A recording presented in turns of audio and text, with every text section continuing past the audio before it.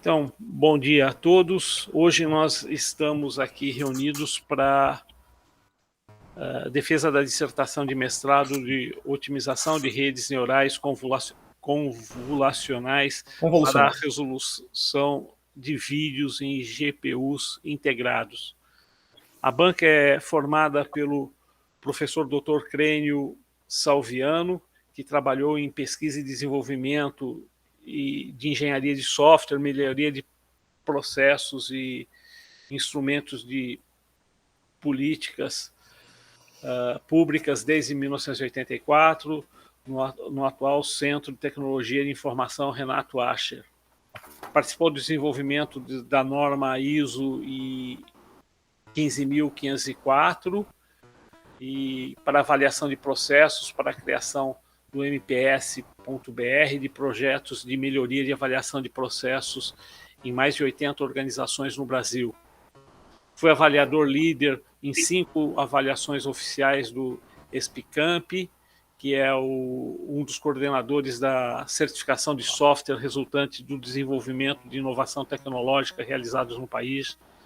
É professor de disciplinas de melhoria de processos em cursos de pós-graduação, já publicou e apresentou mais de 100 artigos e tutoriais em conferências e revistas nacionais e internacionais. Professor Crênio, eu agradeço imensamente a sua participação nesse trabalho, nessa dissertação, sabendo que o senhor está aí no Canadá, cuidando da sua família, e o senhor arrumou esse tempo para nos dedicar e nos prestigiar no trabalho do João Vitor. Muito obrigado pela sua participação. Tranquilo. O outro professor da banca é o professor Dr. Leandro Thiago Maneira, que tem experiência em engenharia elétrica, com ênfase em medidas elétricas, magnéticas, eletrônicas, instrumentação. Atua nos principais temas de simulação de dispositivos, projetos de RF, antenas, medidas de ruídos, soluções para cidades inteligentes e tecnologias exponenciais.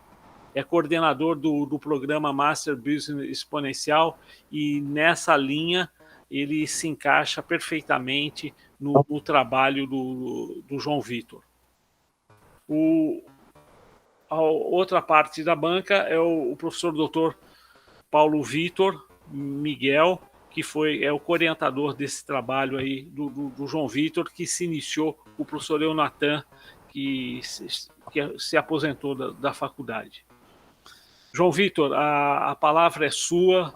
Você tem até 50 minutos para apresentar o seu trabalho. Tá bom. Então, bom dia, né? Meu nome é João Vitor. Como o professor Gilmar já mencionou, eu sou aluno dele e do professor Paulo, tá?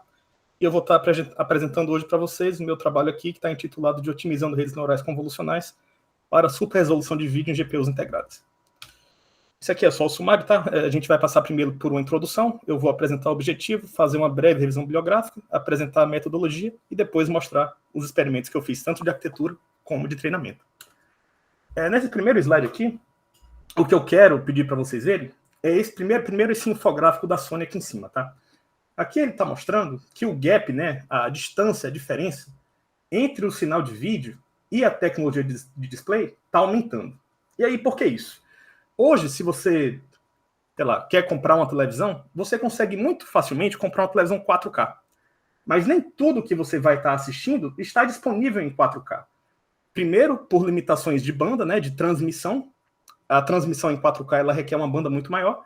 E segundo, porque existe uma biblioteca muito grande de conteúdo que já foi produzido no passado, que não foi produzido em 4K.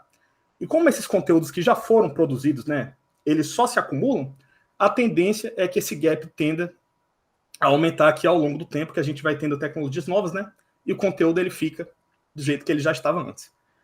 E aí, só para exemplificar isso aqui, a gente tem aqui embaixo um exemplo de uma tela aqui CRT, né, uma televisão CRT de mais ou menos aí uns 30 anos atrás, e aqui na direita um smartphone moderno com uma tela OLED, né? E aí, além dessa tela ter uma resolução muito maior, o dispositivo em si ele é muito menor. Então, você está andando com você o tempo todo, um dispositivo que tem aí um display excepcional e raramente você está conseguindo utilizar 100% do que esse display tem a te oferecer. E aí, né, qual que é a solução que a própria Sony propõe aqui para a gente tentar fechar esse gap, né? seria a utilização da super resolução. E aí, o que é a super resolução? Nada mais é do que você usar uma rede neural convolucional para tentar restaurar as componentes de alta frequência que estão faltando na imagem de baixa resolução. Então, aqui embaixo eu coloquei aqui um exemplo de um paper, tá, de super resolução, só para exemplificar o que eu estou falando aqui. Aqui na primeira figura, a gente tem uma imagem que foi aumentada com interpolação bicúbica, né?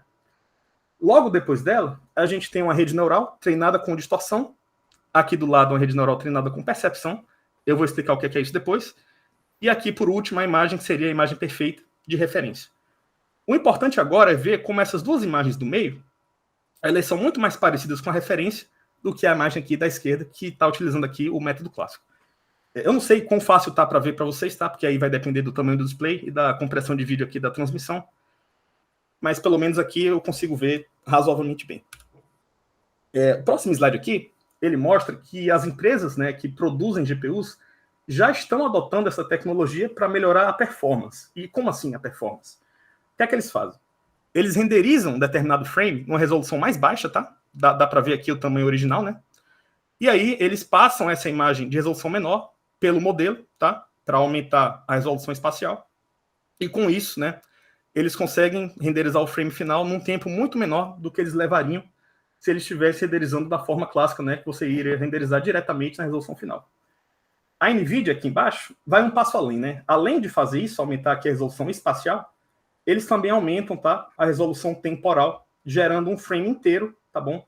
Partindo aí de uma rede neural, você coloca aqui o frame 1 e o frame 3, e aí ele gera um frame 2, que seria o frame intermediário. E como que eles conseguem fazer isso tudo, né, numa velocidade que é mais rápida do que você simplesmente renderizar de forma direta? Isso acontece porque isso aqui tem aceleração de hardware, né? Então, eles não estão rodando isso aqui como se fosse uma aplicação normal que você faz com um shader de fragments, um compute shader da vida, né? Eles têm, nessas arquiteturas que eles estão utilizando, aceleradores para operações matriciais, tá? Isso aqui é desenvolvido especialmente para estar operando, né, essas redes neurais, tá, de forma extremamente rápida. E aí, qual que é o nosso objetivo aqui? A gente pegar essa tecnologia e trazer ela para uma gama muito maior de dispositivos, né? Então, eu tenho como exemplo aqui um Surface. Esse dispositivo aqui, ele é um híbrido, né? Ele é tanto tablet como notebook, tá? E aí, nesse tipo de dispositivo, você vai ter um display muito legal, resolução muito alta, contraste muito alto, gama de cores muito alta. Porém, você tem um hardware que ele é muito fraco, né? Você tem aí um hardware integrado, né, de notebook mesmo, tá? Então, você não conseguiria estar utilizando aquelas tecnologias da forma com que elas são publicadas nesse tipo de dispositivo, porque ele é muito fraco. E aí, qual que é a ideia, né? É a gente tentar pegar essa tecnologia, né? A gente pega o estado da arte hoje, tenta simplificar o máximo possível, tá? Adotando apenas as técnicas que funcionam nesse tamanho menor, para a gente estando aqui na GPU integrada no dispositivo como esse, em tempo real. E aí, isso aqui pode ser utilizado de várias maneiras, né? Imagina que tu tá viajando, tá num quarto de hotel de noite, tá querendo assistir ali alguma coisa, e você tem com você um dispositivo, né, que tem um display muito bom, mas às vezes você não tem a conexão com a internet tão boa, né, para estar fazendo ali um streaming na qualidade boa, né? Então você pode estar utilizando esse modelo para aumentar a imagem nesse quesito, ou você pode estar assistindo alguma coisa que foi produzida há muito tempo atrás, né? Uma corrida antiga, sei lá, do Ayrton Senna, que também, obviamente, como é uma coisa muito antiga, vai estar numa resolução muito mais baixa. E aí, da onde que surge esse problema, né? Por que que a gente não consegue simplesmente reproduzir numa resolução maior? Se a gente olha aqui, tá? Essa imagem aqui está no microscópio, tanto do sensor da câmera como do display do Antleson OLED, a gente vê que a resolução do sensor ela é uma estrutura física. Então aqui a gente tem uma matriz de fotodiodos com filtro de Bayer, né? Que ele está aqui. Cada sensor desse ele pega apenas informação de uma determinada comprimento de onda. E a gente tem aqui na televisão a mesma coisa, tá? A gente tem uma matriz de LEDs, tá bom? Onde cada LED, né? Ele está ali acendendo com uma determinada cor e com um conjunto aqui de 3 LEDs você tem um pixel. O que é importante de entender nisso aqui? Que a resolução, tanto do sensor como do display, é uma coisa física. Então, depois que você fabrica, você não muda mais. O que você pode mudar é o sinal, né? E aí, imagina que você tem que reproduzir essa imagem dessa rosa, que está em baixa resolução, e você tem que reproduzir ela no display de resolução muito mais alta, né? Se o fator de escala for um inteiro, tá? Você pode simplesmente repetir aí o pixel N vezes, tá bom? E aí você vai ter o que seria literalmente a mesma imagem, porém com cada pixel maior, né? essa imagem ela não fica muito boa, tá? Ela está bem pixelada, mas você resolveu o seu problema da maneira mais simples possível. Se você quiser uma coisa um pouco melhor do que isso daqui, você pode interpolar os pixels, né? Então aí, a gente está usando aqui um filtro de reamostragem, esse aqui seria o Mitchell Net Travalli, né? Que é o filtro bicúbico padrão. A gente consegue interpolar esses valores, tá? E aí cada pixel de entrada vai passar aqui por uma combinação linear para você ter o pixel de saída e você tem uma imagem muito menos pixelada. Qual que é o problema de você estar fazendo isso daqui? Apesar de ser uma técnica muito rápida, né, com o hardware de hoje, você vê que a imagem está faltando aqui alguma coisa, né? A imagem aparenta estar um pouco borrada. E aí, por que ela está borrada? Porque quando você faz a combinação linear dos pixels que você já tinha antes, você não está recriando as frequências as componentes de alta frequência que você não tinha na imagem original, né? Você está apenas ali fazendo uma interpolação dos valores que você já tinha logo. Você tem uma imagem que ela é sim maior, tá? Mas ela fica borrada porque está faltando aí as componentes de alta frequência. E aí, supondo que você esteja, né, ou tunando o filtro, ou desenvolvendo alguma técnica de super resolução, como que você mensura, né, que o que você está fazendo está dando certo? Para isso, a gente tem métricas de qualidade de imagem, tá? Essas métricas, elas vêm em duas versões, né? Você tem métricas de distorção e métricas de percepção. A métrica de distorção, ela é uma métrica matematicamente objetiva. Então, pensa num erro médio absoluto, né? Você vai estar computando ali a diferença de intensidade de cada pixel, tá? Você faz uma média e você tem um valor. Isso seria uma métrica de distorção. A métrica de percepção, ela tenta levar em consideração o sistema visual humano. Então, ela vai ponderar o tipo de distorção. Então, aqui a gente tem um exemplo. A gente tem a imagem aqui de referência, tá? Essa sacada de uma casa aqui. A gente tem uma versão dela que está borrada e uma versão dela que está com a distorção geométrica. Se você computar a diferença aqui com a métrica de distorção, você vai ver que a imagem do meio está mais parecida com a referência do que a imagem da direita. Porém, se você perguntar para uma pessoa, um ser humano, qual das duas aqui ele prefere, pode ser que ele prefira a da direita, porque ela é uma imagem mais nítida, né? Então, apesar de ter uma distorção aqui muito grande, ele consegue enxergar mais da figura. E aí, é esse tipo de relacionamento aqui que essas métricas de percepção tentam modelar. Partindo agora para o aprendizado de máquina, né? A gente tem que isso aqui é levemente inspirado pela biologia, e a gente tem que cada neurônio, ele é modelado como se fosse uma bolinha dessa aqui, tá? E aí, cada neurônio, ele recebe como entrada a saída de todos os outros neurônios da camada anterior. E essa saída vai passar aqui por uma sinapse, tá? Que está modelada aqui como esse tracinho. E como que isso aqui funciona, né? Você teria as N saídas que estão vindo dos neurônios da camada anterior, elas vão passar aqui por N pesos, tá? Cada sinapse é um peso, é uma multiplicação. Depois você vai fazer um somatório, e aí você passa por uma função de ativação. Essa função de ativação, ela está tentando modelar o trigger do neurônio, né? A combinação de entrada vai trigar esse neurônio, né? Ele vai ter alguma saída. E aí essa saída, ela precisa ser não linear. Por que isso? Porque é essa falta de linearidade que permite que esse tipo de rede aqui, no caso aqui é um MLP, consiga resolver mapeamentos extremamente complexos. Se a saída fosse linear, né, se você não tivesse a função de ativação aqui, isso aqui nada mais seria do que uma combinação linear. E uma combinação linear não é capaz de resolver qualquer mapeamento arbitrário, né? Ela consegue apenas misturar os dados de forma linear. Então aqui embaixo, né, na direita, a gente tem alguns exemplos aí de função de ativação, e você pode ver que todas elas tentam minimizar aqui, né, a saída quando a entrada está negativa, e tentam ser aí mais ou menos lineares na parte positiva. Eu coloquei aqui também a tangente hiperbólica apenas para mostrar o que era utilizado antigamente, mas hoje, né, a gente vai estar utilizando aí uma variação do ReLU, tá? Ou o ReLU padrão, né, que está em preto aqui, não sei nem se dá para ver direito, ou essas variações dele que são apenas leve modificações aqui, ou para deixar ele um pouco mais suave, ou para tentar resolver algum problema, né, como o gradiente que desaparece, o neurônio que morre, que é o caso aqui do Leak ReLU. E aí, né, como que essas redes aprendem? Imagina que tu está numa região montanhosa e tu está num determinado lugar dessa região montanhosa, né, no espaço vetorial. E aí você quer voltar lá de cima, você quer voltar para o nível do mar, né? Você quer descer essa montanha, ou várias montanhas, até chegar no ponto mais baixo possível. Porém, você tem uma grande neblina, você não consegue enxergar onde está o teu objetivo. E aí o que é que você pode fazer, né? Você vai andando devagar, dando um passinho de cada vez, e aí você vê se você está descendo ou não, né? É isso que o gradiente descendente estocástico faz, tá? Ele pega ali uma parte dos dados, né, passa pela inferência, roda, calcula o erro e propaga de volta, né, esse gradiente andando em direção que está reduzindo ali o erro. Só que aí tem um problema, né? Se você chega numa determinada região, que aqui está sendo mostrado entre -2 e -1, onde você andar para qualquer direção, você está aqui aumentando o erro, né? Na analogia da montanha, seria como se você estivesse subindo a montanha. Você está preso no mínimo, né? E aí esse mínimo pode ou pode não ser a solução ideal, né? Ele pode ser um mínimo local. E hoje, né, o que é que os otimizadores fazem para eles escaparem desses mínimos? Eles têm a propriedade que eles chamam de momento, né? Então, em vez de você estar dando ali um passinho de cada vez e computando o gradiente apenas, né, entre a iteração passada e a atual, você vai ter um histórico de passos, né? E aí você vê, se nos últimos 10 passos eu andei nessa direção e eu consegui descer de forma razoável, não interessa se eu tenho aqui uma ladeirinha, né? Porque, historicamente falando, essa direção está me dando um bom ganho, né? Então, eu vou continuar insistindo e aí eles conseguem escapar desse mínimo, tá? E nesse exemplo aqui, eles chegam no mínimo, que seria o mínimo global. E qual que é a diferença entre isso que eu expliquei agora e uma rede neural convolucional, né? A gente vai estar substituindo os neurônios clássicos por uma convolução 2D, né? E aí, qual que é a grande sacada aqui da convolução? Essa convolução 2D, ela é a ferramenta matemática mais comumente utilizada no campo de processamento de imagens, né? E aqui é que a gente tem como exemplo um filtro que seria a soma, né, de um operador laplaciano com a identidade, né? Se aqui no meio fosse um 4, seria um laplaciano. Como é um 5, né, você está somando o laplaciano com a identidade. E o que é que esse filtro faz?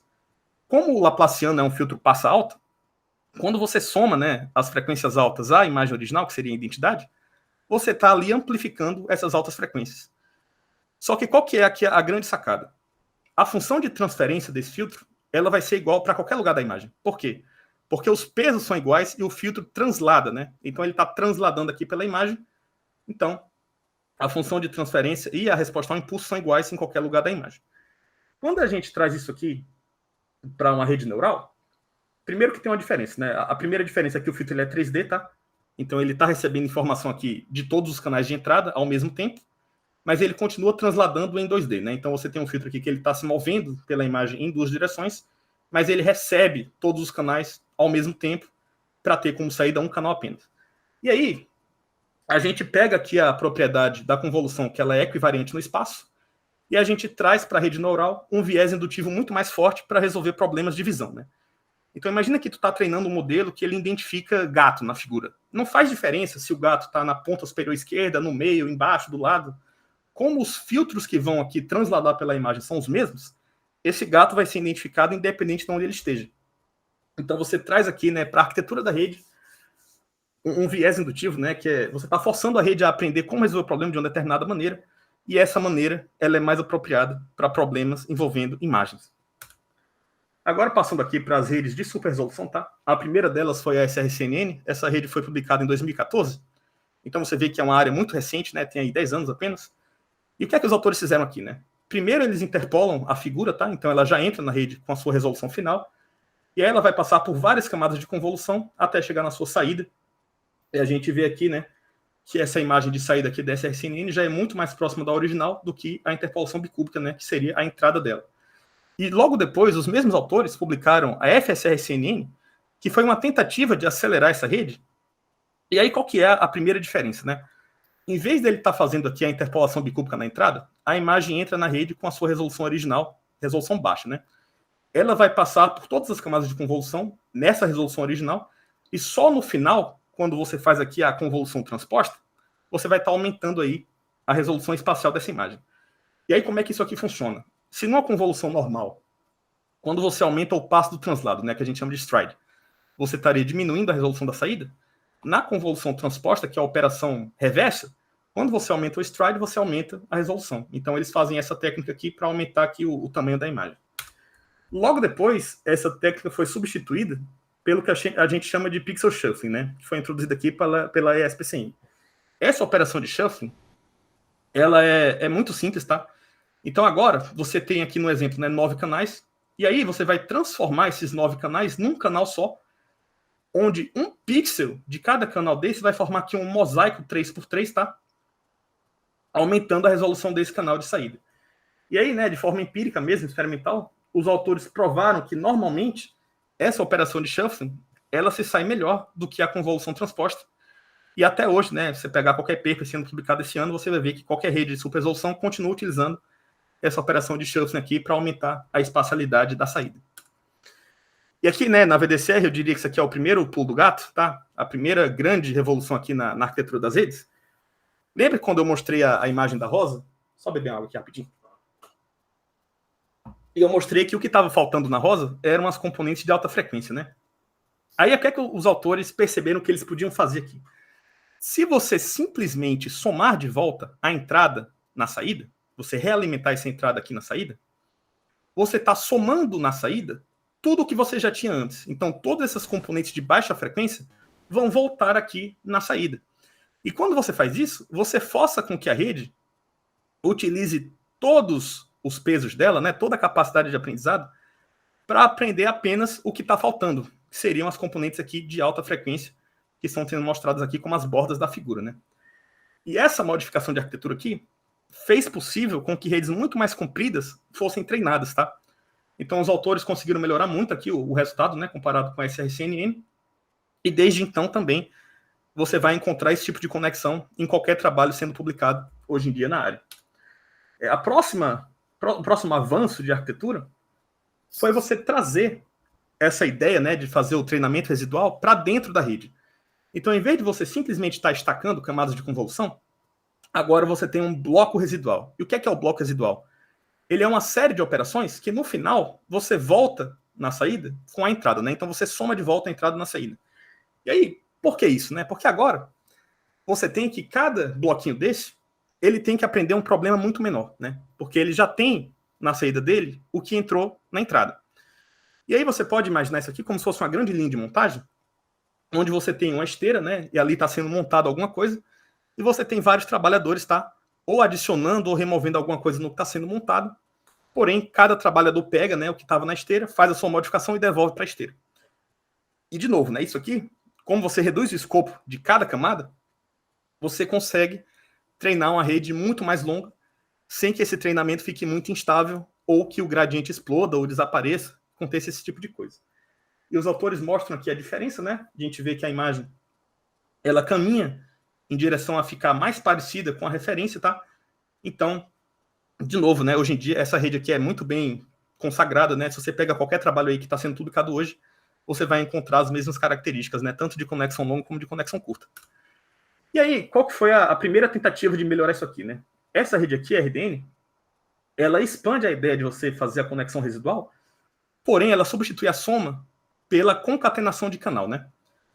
E aí, de novo, quando você soma, você tem apenas uma maneira de estar misturando os dados, né? Que é uma soma. Quando você concatena, como você está passando os canais da forma que eles existiam antes para as camadas posteriores, você permite que essas camadas aprendam como elas querem misturar os dados, né? Então isso aqui dá uma flexibilidade maior para a rede, tá bom? E aí os autores conseguiram um resultado melhor do que a IDSR fazendo esse tipo de coisa. E aqui a gente vê também, né, a conexão residual longa. Por quê, né? Porque quando você vai concatenando aqui os canais, você vai estar aumentando a dimensão de profundidade que é recebida por cada convolução aqui, tá? E aí, se você continua fazendo isso indefinidamente, a rede ela cresce muito o tamanho e fica inviável, né?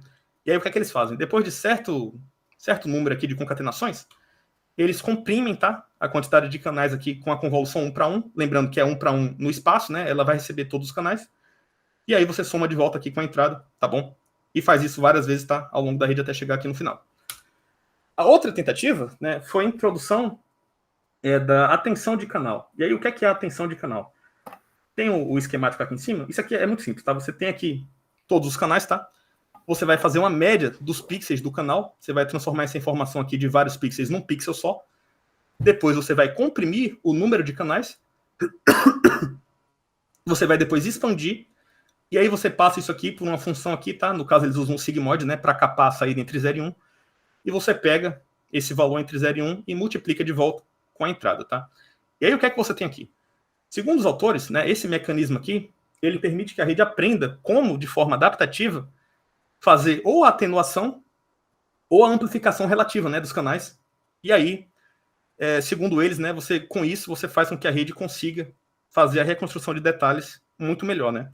E aqui eles mostram isso aqui na prática, nessa figura de teste aqui, e a gente vê que sim, né? Quando a gente olha aqui para a roupa da menina aqui, que está sendo mostrada, a gente vê que a reconstrução aqui da RCAN, tá? Ela conseguiu reconstruir essas linhas de maneira muito melhor do que qualquer rede que veio aqui antes dela, tá bom? E agora, né, a gente chega aqui na SRGAN, que é um pouco mais complicadinho para explicar, tá bom? Mas primeiro, né, eu peço para que vocês olhem aqui para cima, nessa figura, que é de outro trabalho, mas é muito pertinente aqui. E aí, o que é que está sendo mostrado aqui, né? A gente tem aqui na primeira figura o que seria um exemplo de imagem em alta resolução, tá? E aí, quando você faz uma subamostragem disso aqui, digamos que você pega aqui o pixel superior esquerdo de cada tracinho desse, você tem que todos eles vão ter apenas um pixel preto, né? Que é o ponto superior esquerdo aqui de cada um. E aí, né, quando você treina uma rede baseada em distorção, o que é que a rede tende a fazer, né? Ela vê que quando ela tem um ponto preto desse, ela tem duas opções. Ou vai ser uma barrinha horizontal, ou vai ser uma barrinha vertical. Porém, ela não tem como saber quais das duas opções é a opção correta. E aí, o que é que ela faz? Como ela está reduzindo o erro em todas as possibilidades de forma homogênea, ela vai acabar desenhando alguma coisa parecida com isso aqui, tá? Que seria o meio termo entre as duas opções, né? Que agora você não está nem tão errado para uma direção, nem tão errado para outra direção, né? Você está aqui no meio termo. Só que existe um problema, né? Isso aqui não existia na imagem original, tá?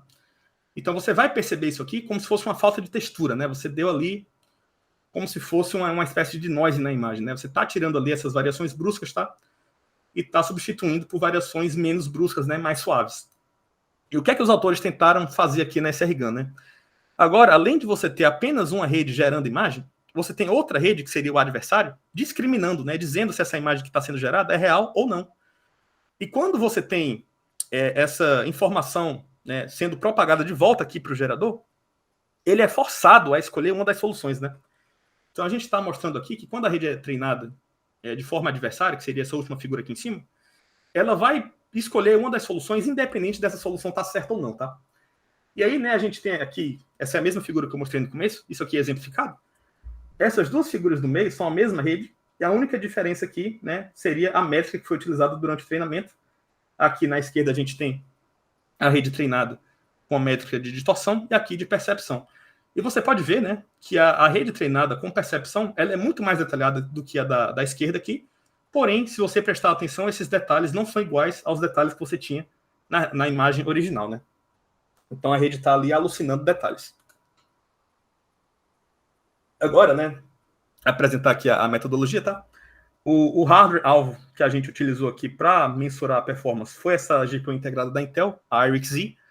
Essa GPU estava no mercado aí de 2020 até 2023, tá? Ela só foi substituída esse ano por uma GPU melhor.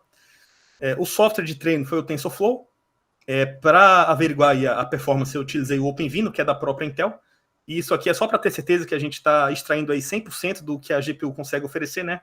Porque a Intel consegue otimizar melhor aí a inferência do que qualquer outra empresa, já que é o hardware deles também.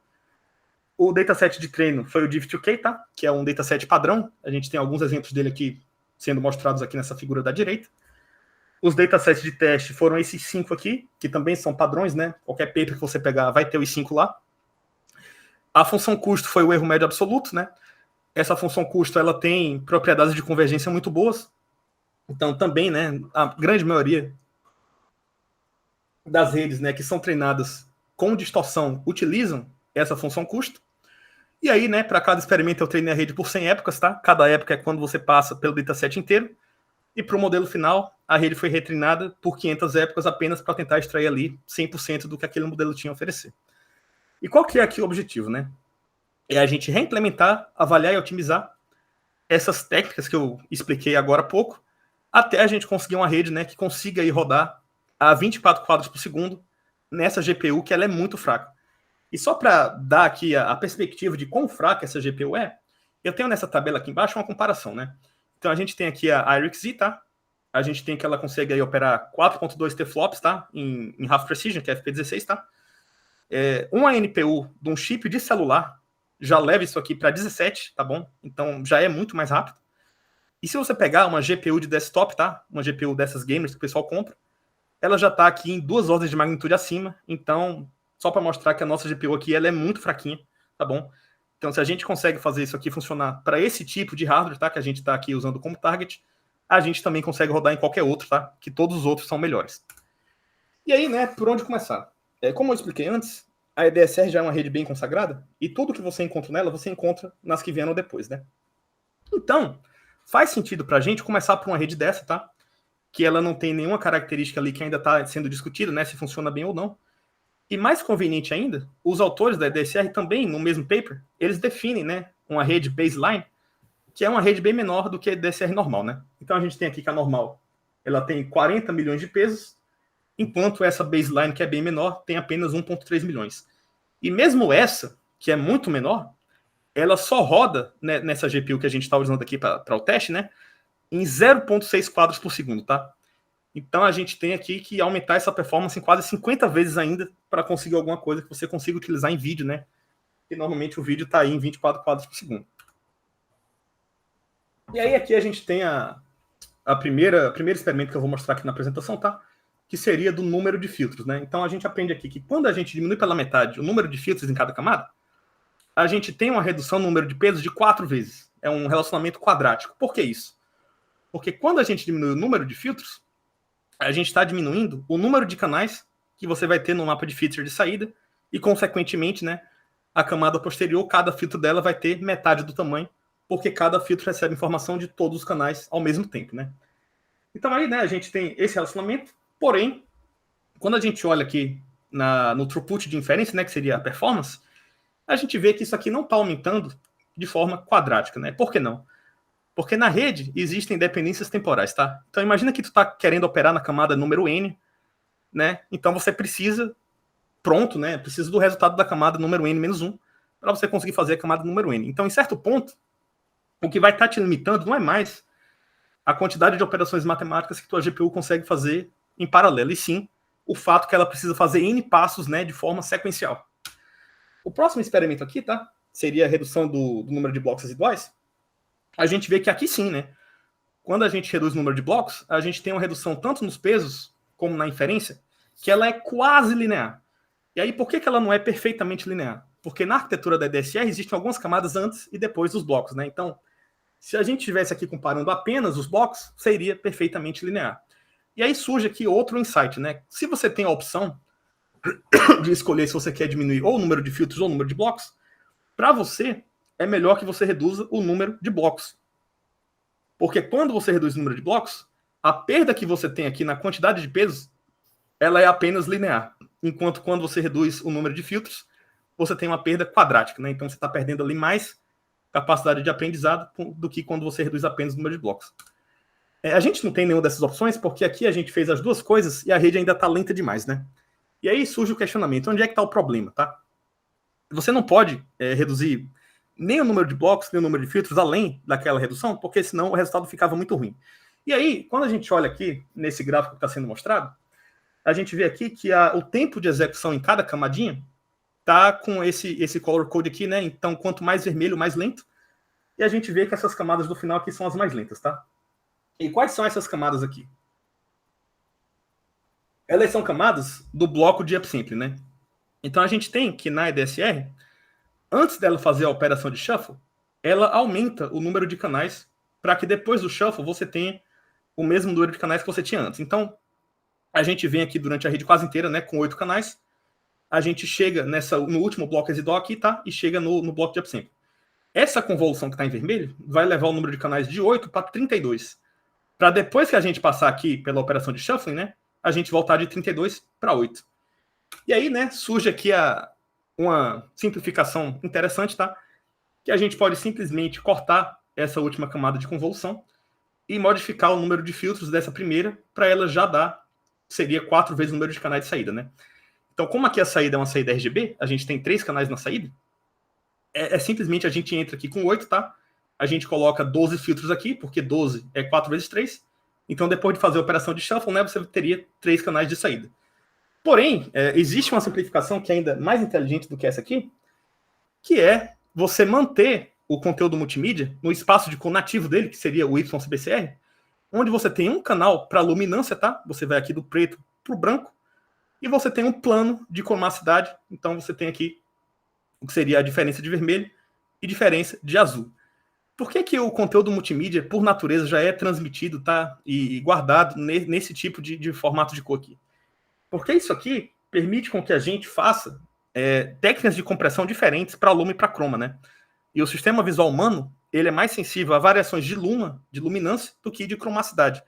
Então, se tu pega uma imagem JPEG, ou então um vídeo que está sendo aí transmitido em AVC, REVC, VP8, VP9, V1, qualquer codec de vídeo desse, você vai ver que a informação de croma, que seria de cor, ela já é transmitida em 1/4 da resolução da informação de luma, né? A gente chama isso aqui de chroma subsampling 420. Por que 420? Porque a gente tem aqui 4 pixels de luma, tá?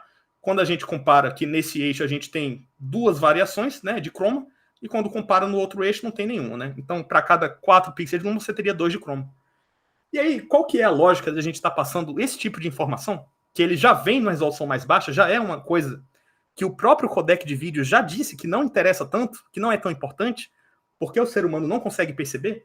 Qual que é a lógica da gente estar passando isso pela rede neural, né? Que é uma operação matematicamente densa e que é lenta no hardware. Não faz sentido. Então, a próxima simplificação aqui é você passar pela rede apenas a luma, tá? Né? Tá passando aqui a luma pela CNN e você deixa a croma com o filtro FIR convencional, que seria um filtro bicúbico ou qualquer outro. E aí a gente tem, né, a primeira simplificação, a gente vai de 17 quadros para 27, e da segunda de 27 para 35. E pela primeira vez, a gente tem aqui que uma simplificação, além de ter deixado a rede mais rápida, ela também melhorou a qualidade de reconstrução. Por que isso? Porque agora a gente tem um problema que é muito menor, né? Antes a gente tinha 3 canais de saída, agora só tem 1. Então a gente tem um número de pesos maior por canal do que a gente tinha antes. E com isso a gente tem um resultado melhor na saída. E aí, partindo aqui agora, né, para o mecanismo de atenção, a atenção de canal eu já tinha explicado, e a gente tem outra alternativa aqui que seria a atenção espacial, né? A única diferença entre elas é que a atenção espacial não tem aqui o passo de você fazer a média dos pixels, né? Então você vai estar ali aprendendo pesos que fazem o rescaling dinâmico dos pixels, mas de forma espacial e não por canal, né? Porque você não fez a média dos canais. Quando eu implementei isso aqui, a gente tem que todas as duas diminuem a performance. Porém, a de canal diminui muito mais do que a espacial. Por que isso? Porque essa camadinha aqui, né, que tem que reduzir a resolução para 1 pixel só, fazer a média de todos eles, ela é uma operação muito lenta, porque ela precisa de muita matemática aqui, né? Você tem que somar todos os pixels e depois dividir pelo número de pixels. E, curiosamente, né, quando eu implementei a atenção de canal, a gente teve um resultado de qualidade pior do que a gente tinha sem ela. Essa técnica aqui, né, a atenção de canal, normalmente ela é utilizada em redes muito longas, quando você quer atenuar ali a informação que está sendo propagada, para ela não começar a atrapalhar o que tinha sido feito antes. Então, como a nossa rede agora ela é muito lenta, ela não precisa disso, e aí você acaba com um resultado pior. Já a atenção espacial, né, você está dando ali mais atenção a um determinado pixel, de forma espacial mesmo, uma posição, ela sim, né, deu aqui uma melhoria na qualidade, porém, ainda com a queda de performance, e eu acabei decidindo que isso aqui não valia a pena, né, visto que o nosso objetivo é ter a rede mais rápida possível para um determinado nível de qualidade. Eu achei que essa diferença aqui a gente conseguia com outra simplificação, não precisa ser com a atenção espacial, porque ela aumenta aqui o número de passos que você tem na rede, então ela intrinsecamente, né, vai deixar a rede mais lenta mesmo. E aí agora, partindo aqui para o treinamento residual, a gente tem que na EDSR, a gente tem conexões tanto curtas como longas, né? E de novo, eles fazem isso porque a rede é uma rede muito longa, com muitos pesos, e eles precisam dessas conexões, tá? Para manter a rede estável. Porém, a gente já diminuiu tanto o número de blocos como o número de canais. Logo, a nossa rede ela não é mais nem comprida e nem grande, né? E aí surge a dúvida, será que a gente precisa dessas conexões residuais para ter uma rede com uma qualidade boa? E a resposta é não. Quando a gente tira as conexões curtas, a gente tem uma rede aqui, tá? Que ela é melhor do que o original. Então, a única conexão que vale a pena a gente manter seria a conexão longa. E quando a gente testa as conexões densas, né, que são aqui a concatenação dos canais, a gente vê que também, né, essa técnica aqui dá aqui uma melhoria na qualidade, porém, vale salientar que ela triplicou o número de pesos, tá? Então, surge a dúvida, né?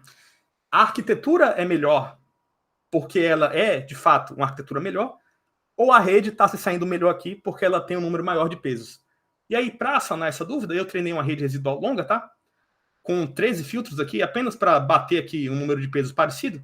E a gente vê, né, que essa rede residual longa, ela, além de ter uma qualidade melhor do que a rede densa, ela também proporciona ali uma performance maior do que a outra alternativa. Então, a arquitetura escolhida foi uma rede residual longa, né? Agora, né, falando aqui de função de ativação, a EDSR lá usa o ReLU, tá? Que é a função de ativação padrão que você vai ter aí em quase qualquer software stack de machine learning. E aí, né, eu comparei tanto com a tangente hiperbólica, tá? Que era o padrão antes do ReLU existir, como com essas variações do ReLU aqui, que nada mais são do que ReLUs levemente diferentes para tentar resolver algum problema do ReLU. E aí, o que é que a gente tem, né? A gente tem que a tangente hiperbólica, ela se saiu muito pior do que as 4 variações do ReLU. A gente vê aqui que durante o treinamento a função custo nunca chega no mesmo patamar. E a gente tem, né, que os 4 ReLUs aqui ficaram muito próximos uns dos outros, tá? No final a gente tem uma leve variação aqui tanto da qualidade como da performance. Porém, né, como é uma diferença muito pequena, você nem consegue ver isso aí a olho nu. Eu decidi manter o ReLU, porque a chance dele ser bem implementado, né, nos vários softwares que você pode estar utilizando para rodar é muito maior. E aí a gente chega aqui no modelo final, tá? Esse modelo final, né, ele tem 7 camadas de convolução, são 4 camadas internas com ativação, né? Então, conv ReLU. A gente tem 2 camadas aqui no começo e no final para conexão longa, tá? Então, lembrando, quando a gente tem uma conexão residual, a gente não tem ativação. Por que isso? Porque a gente pode querer consertar a imagem em qualquer uma das 2 direções, né? Então, você pode estar querendo adicionar alguma coisa ou subtrair alguma coisa, então você não pode ter ativação. E a gente tem outra camada aqui no final para fazer o shuffle, né? Essa camada aqui que tem apenas 4 filtros. A gente tem 16 filtros em qualquer outra camada. A conexão é uma conexão longa apenas, não tem nenhum mecanismo de atenção. E a ativação foi o ReLU. E aí, eu tenho aqui essa tabelinha com os dados, né, do resultado. Porém, se você não está muito íntimo, né, com essa área, você não fica ali comparando o modelo todo dia, esse número não significa muita coisa para você, né? Então, para deixar isso aqui mais claro, tá? Eu vou pedir para vocês olharem ou aqui para o pelinho da barba aqui do macaco, ou aqui para esse colar aqui da menina. Isso aqui é a interpolação bicúbica, né? Que é o método clássico. E agora, nesse slide aqui, a gente tem a imagem gerada pelo modelo. Eu vou voltar e passar para frente de novo. Vocês podem olhar qualquer lugar aqui da imagem para vocês verem a diferença de nitidez que a gente tem, tá? Então aqui o método clássico, modelo, método clássico, modelo, método clássico, modelo. Eu não sei, né, se ficou fácil de ver, porque a gente tem aqui a compressão da transmissão do vídeo. E, de novo, né, vai depender do tamanho da tela de vocês. Mas, pelo menos para mim aqui, a sensação que eu tenho é a mesma que eu tenho, né, quando eu coloco meu óculos, né, que eu tenho miopia. Então, a imagem aqui do método clássico é como se ela fosse muito mais borrada e também muito mais serrilhada do que a imagem gerada pelo modelo de machine learning aqui. E agora, né, a gente parte aqui para os experimentos de treinamento. E aí, né, esse aqui, a VGG, é uma função custo perceptual. E surge a dúvida, né? O que é que acontece quando a gente tenta treinar uma rede neural convolucional muito pequena com uma função custo perceptual, tá? Essa VGG, ela é uma rede que é treinada para classificação. E a ideia aqui, né? Você vai utilizar os feature maps dessa rede, a distância entre eles, como uma função custo, né? Então, em vez de você estar comparando de forma direta cada pixel da imagem, né, que você está gerando com a referência, você vai passar tanto a sua imagem como a referência por essa rede neural, a VGG, e aí você vai extrair dela as ativações, tá? Dentro da rede mesmo, intermediárias, e vai computar a distância entre essas ativações. Qual que é a ideia aqui?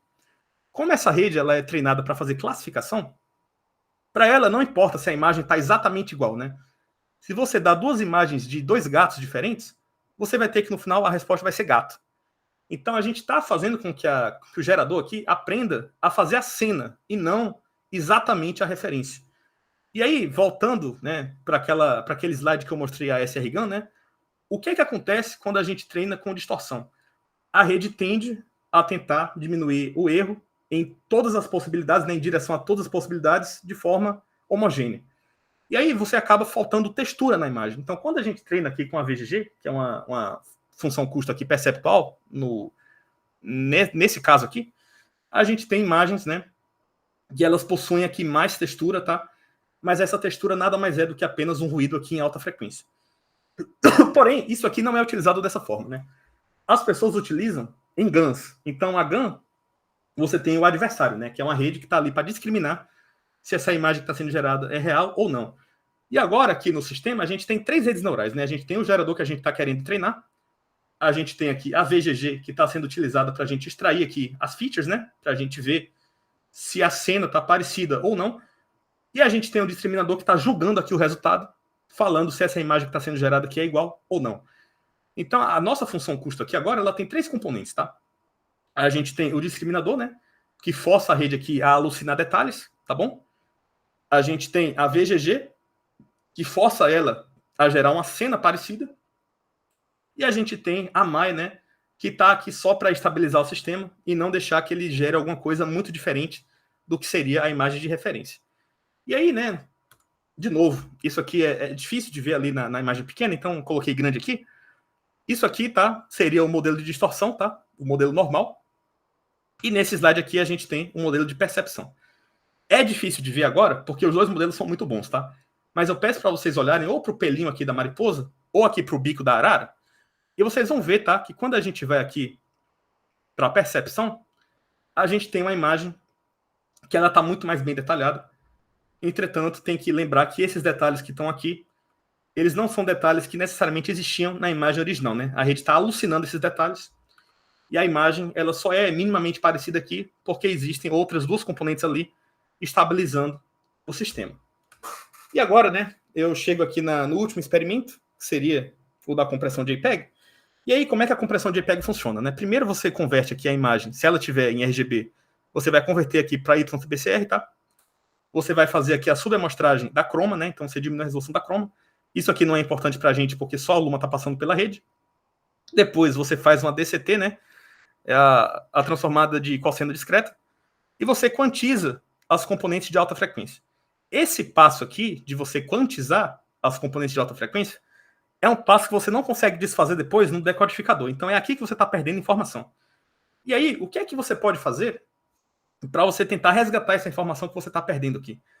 Se você passa o dataset de treino pela compressão JPEG, né, do lado de baixa resolução, e deixa o lado de alta resolução limpo, né, sem compressão, você tem uma rede que ela aprende a lidar com esses artefatos de compressão que estão sendo criados aqui nesse passo, tá, que você está decimando essas componentes de alta frequência. E aí, tá, eu vou mostrar para vocês aqui a diferença. Eu peço para vocês olharem ou aqui para o logo da capa do mangá aqui que está em verde, ou para a mão da menina aqui, tá, que também tem uns artefatos de compressão aqui. Esse aqui seria o modelo normal, tá? Passando por ele uma imagem com compressão. E esse aqui seria o modelo, né, treinado para lidar com esses artefatos. De novo, eu não sei se está tão fácil de ver para vocês, tá? Mas para mim aqui a gente tem uma imagem muito mais limpa, né? No modelo treinado com imagem JPEG, tá bom? E isso aqui é uma coisa que é muito útil, né? Se você está querendo utilizar esse modelo para conteúdo multimídia que está passando por um processo de streaming, né? Porque o streaming, por natureza, ele tem ali uma compressão com perdas, tá? Então é muito legal que você seja capaz de estar limpando esses artefatos aqui no modelo que, além dele dobrar a imagem, ele também limpa os artefatos. E a outra coisa que eu quero mostrar aqui é que, além da gente estar tirando aqui, né, um pouco desses artefatos de compressão, a gente não está borrando a imagem, né? Então, se você tentasse fazer a mesma coisa com uma técnica clássica, né? Você pega ali um filtro gaussiano, você faz uma média, uma mediana dos pixels, você estaria borrando os detalhes da imagem. Porém, a rede neural, ela consegue fazer isso aqui de uma forma com que você não borra a imagem. Então, você tem aí, né, uma técnica muito legal para ser utilizada em conteúdo multimídia que está sendo transmitido aí pela internet. E aí a gente chega aqui na conclusão, tá? Sim, é possível a gente treinar redes neurais convolucionais que rodam, né, em tempo real em GPUs integrados, sim. Essas redes ainda assim conseguem obter um resultado muito melhor do que a técnica clássica.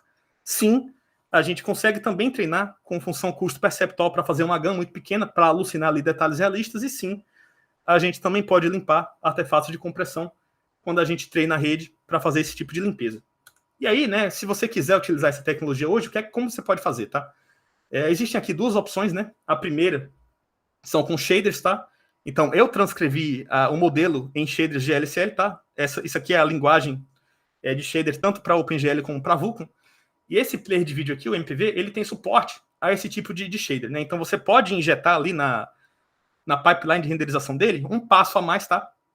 E aí, o que esse passo, no nosso caso, faz, ele dobra a resolução da luma, tá bom? E aí, o próprio player depois se vira aí para fazer a interpolação da croma para ter a resolução que bate, né, da luma com a croma. Ou você pode usar modelos ONNX, tá? Isso aqui é um formato de modelo de rede neural, através tanto do FFmpeg como do VaporSynth. E scripts desses 2 softwares aqui também são suportados pelo MPV. E qual que é a vantagem de você estar fazendo isso aqui dessa forma, né? Quando você faz com shader, você não tem aqui nenhuma otimização, né? Então vai estar rodando a rede da maneira mais simples possível, tá? Que é simplesmente interpretando a convolução como uma série de multiplicações e somas da forma mais ingênua possível, né? Quando você tem aqui os modelos ONNX, você pode utilizar os motores de inferência, como OpenVINA, CNN, TensorT, e esses motores, eles possuem, né, na programação deles, várias maneiras de otimizar aí como esses dados estão sendo processados, porque eles são feitos justamente para esse tipo de operação, né? Operação matricial com redes neurais. E é isso, tá? É isso que eu tinha para apresentar hoje. Queria agradecer a todo mundo aí, agradecer ao professor Gilmar, ao professor Paulo, agradecer aos professores da banca também. E ficam aí as referências do trabalho, tá? Eu abro a voz aí para vocês, qualquer pergunta, qualquer dúvida, qualquer crítica. Obrigado.